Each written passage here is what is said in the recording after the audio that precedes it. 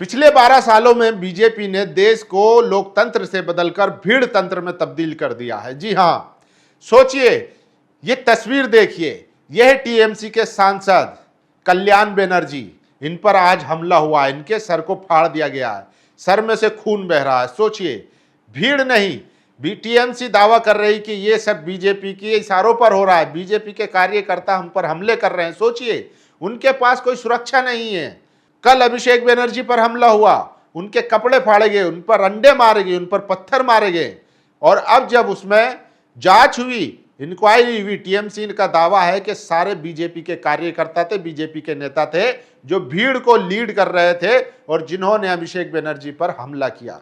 BJP के नेता कह रहे हैं कि पब्लिक में, आवाम में गुस्सा है, इसीलिए वो उन पर नाराज है, इसलिए उन पर अंडे और पत्थर मार रही है। सोचिए, तो क्या ये देश जो है अब पूरा भीड़ तंत्र में बदल चुका है?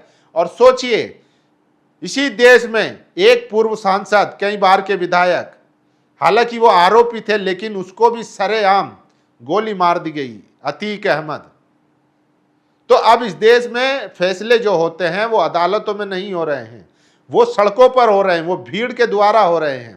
पिछले 12 सालों में क्या मिला है इस देश को?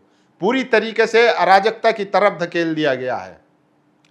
लेकिन कल्याण बनर्जी के हौसले को दाद देनी चाहिए। उनका सर फट चुका था, भीड़ ने हमला किया था, लेकिन उसके बावजूद भी वो माइक पकड़कर जमकर भाषण दे रहे थे। तो आप अंदाजा लगा सकते हैं कि बदले की राजनीति कितनी खतरनाक होती जा रही है। अब इस बीच में राहुल गांधी भी कूद चुके हैं। राहुल गांधी ने ममता बनर्जी को फोन कर कहा है कि अगर अभिषेक बनर्जी का इलाज नहीं हो पा रहा है कलकत्ता में, तो आप कहिए, मैं उनको हैदराबाद शिफ्ट करा देता हूं। और सोचिए, तमाम सांसदों की इसी तरीके से अगर सड़कों पर पिटाई होगी तो फिर इस देश में लोकतंत्र का क्या मतलब है? और तमाम लोग खामोश है।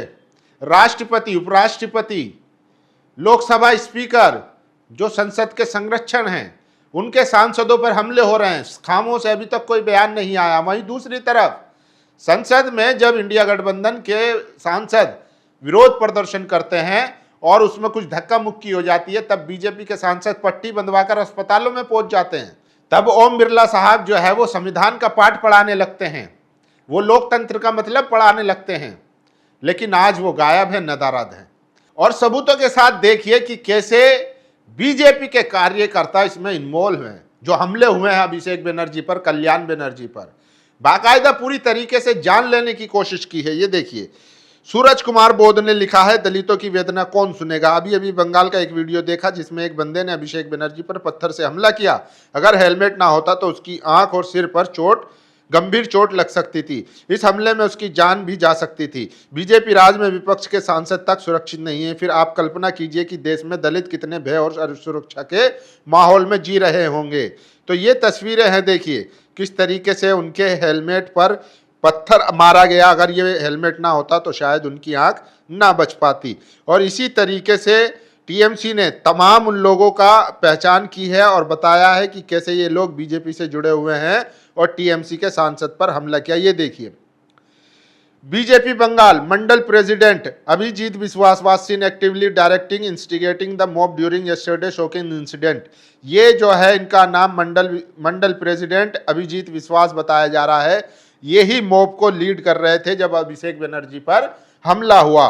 तो ये बीजेपी के कार्यकर्ता हैं जो सीधे तौर पर हमला कर रहे हैं। और सोचिए, आज देश में मतलब एक चुना हुआ सांसद महफूज नहीं है, सुरक्षित नहीं है, तो फिर आम जनता का क्या हाल होगा। और टीएमसी नेता कीर्ति आजाद ने टीएमसी सांसद अभिषेक बनर्जी और कल्याण बनर्जी पर हुए हमलों पर कहा, बंगाल में कोई भी सुरक्षित नहीं है। खेद इस बात का है कि बताया जा रहा है ये बंगाल की जनता ने किया। बिना भाजपा के समर्थन के ये मामला खड़ा नहीं हो सकता। हम सामने देख सकते हैं कि पुलिस कुछ नहीं कर रही थी। भाजपा के लोगों के द्वारा ही ये घटना प्रायोजित है। हजारों हजार तृणमूल के कार्यकर्ता, आम लोग जो पार्टी समर्थक हैं, उनके घर तोड़ दिए गए, उनके कार्यालय तोड़ दिए गए। सोचिए आज। और ये देखिए, लोकतंत्र की हत्या पश्चिम बंगाल में भाजपा के द्वारा रोजाना हो रहा है। इस हत्या में भाजपा के साथ साथ चुनाव आयोग और सुप्रीम कोर्ट बराबर के दोषी है। तो ये खबर, ये वीडियो, ये तस्वीरें ना सुप्रीम कोर्ट को दिखती है, ना चुनाव आयोग को दिखती है, किसी को नहीं दिख रही है। और कल्याण बनर्जी के सर पर एक धारदार हथियार से हमला किया जिसमें उनका सर फट गया और उससे ब्लीडिंग भी होने लगी है। देखिए महुआ मित्रा ने लिखा है, फिल्थी जंगली BJP stop peddling lies, normal people can not attack TMC. ये देखिए ये बीजेपी की सुषमा दत्ता है जो बीजेपी के लिए कार्य करती हैं, वो पत्थर फेंकते हुए दिखाई दे रही है इस फोटो में, और वो गृह मंत्री अमित शाह के साथ भी उनकी फोटो है, और देखिए बीजेपी नेत्री के साथ भी उनकी फोटो है। तो ये लोग जो है अभिषेक बनर्जी पर हुए हमले में शामिल थे। अब क्या कुछ बचा है देखिए, ये देखिए chronology of event, how BJP for India plan a murder attack on Abhishek Banerjee yesterday during attack one of the BJP worker is seen attempting to remove his helmet. तो ये देखिए किस तरीके से अभिषेक बनर्जी के हेलमेट को हटाया जा रहा है ताकि उसके सर पर हमला कर उनकी जान ली जा सके।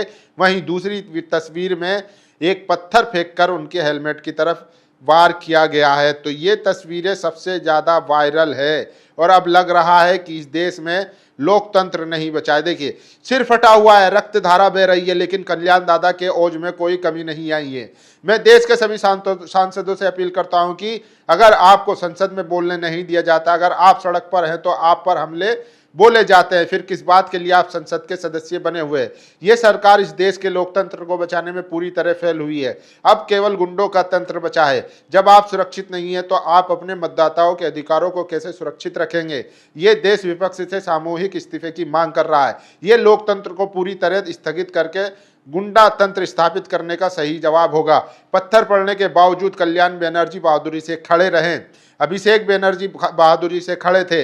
महुआ को फ्लाइट में अपमानित किया गया, वो खड़ी थी, लेकिन कुछ अनहोनी हो गई होती तो सोचिए इनके ऊपर हमला हुआ है और ये फिर भी उसके बाद लगातार, और ये बीजेपी के मंडल अध्यक्ष है जो जिनका नाम अभिजीत विश्वास बताया जा रहा है, जो हमला करते हुए दिखाई दे रहे हैं। ये देखिए टीएमसी ने ये तस्वीरें जारी करके आरोप लगाया कि एमपी अभिषेक बनर्जी पर हमले में शामिल ये महिला सुष्मिता दत्ता है जो बीजेपी कार्यकर्ता है। इनकी तस्वीरें गृह मंत्री अमित शाह और शुभेंदु अधिकारी मुख्यमंत्री और बीजेपी की मंत्री के साथ देख सकते हैं। तो ये तस्वीरें सबसे ज़्यादा वायरल है। और देखिए अब लोकसभा सांसद कल्याण बनर्जी पर भाजपाइयों ने पत्थर से हमला किया। वो वरिष्ठ वकील भी है। हमले के बाद वो सिर पकड़कर सड़क पर गिर पड़े। ये सोच समझकर हमले किए जा रहे हैं। मुझे इसमें बड़ी राजनीतिक साजिश की बू नजर आ रही। भाजपाई और संघी गुंडों को उकसाकर विपक्ष के हाई प्रोफाइल चेहरों को निशाना बनाया जा रहा है। देश जानता है इसके पीछे कौन लोग हैं। हर व्यक्ति जो बीजेपी का विरोध करता है अब लोया है। देखता हूं कौन सबसे पहले नाम लेता है। कल्याण बनर्जी को 2 घंटे पहले व्हाट्सएप किया, कोई जवाब नहीं आया, तभी मुझे शक हुआ। शर्म करो। कल शाम अभिषेक बनर्जी और सुबह कल्याण बनर्जी पर हमला। ऐसा कहा जा रहा है कि ये सीरियल हमले प्रायोजित है। इंटेलिजेंस रिपोर्ट भी यही संकेत दे रही है। उधर बीजेपी कह रही है कि जनता हमला कर रही है। अगर ऐसा है तो चुनाव में 40% वोट टीएमसी को किसने दिया? सोचिए, अगर वोट शेयर की बात की जाए तो बहुत मामूली सा अंतर है। अब टीएमसी सांसद कल्याण बनर्जी पर हमला हो गया, उनका सिर फट गया। कल्याण बनर्जी ने कहा बीजेपी के लोगों ने हमला किया है। कल अभिषेक बनर्जी पर हमला हुआ था।